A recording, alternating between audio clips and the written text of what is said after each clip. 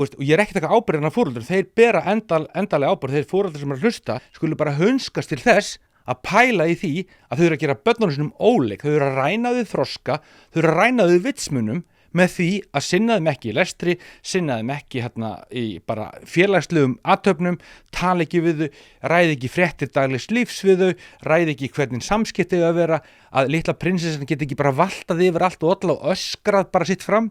Það þolir enginn þannig barn. Hvernig börn fá mesta og besta athygli? Það eru börn sem kunna sig, börn sem geta hlutunum. Það eru börn sem að þau fá tækifæri. Heyrðu, ég vil fá svona þinn aftur í heimsókn vegna þess að þetta er ábúðslega þægilegt og gott barn og barnið mitt mögulega lærir eitthvað af því. Þetta er bara forskot sem að verður til að því foreldrarnir þeir skilja það ef að barnið þetta er félagslega sterkt. Þá mun önnur börn sækja í það. Það mun kunna takast á við ágreining.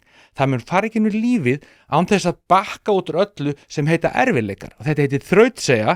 Þrautseigja er hverfandi núna.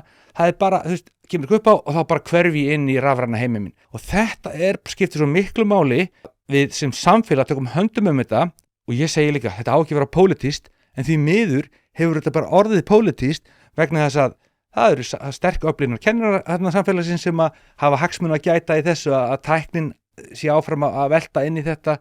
Það eru sterk öfl sem tala að það er ekki að kenna, lestur og skrift og starffræði, það er eitthvað annað sem á að vera að kenna í skólanum, það eru sterk öfl sem vil ekki mæla neitt og þau eru búin að fjárfesta í eigin fagmennsku í þessari orðræðu og get ekki bakkað.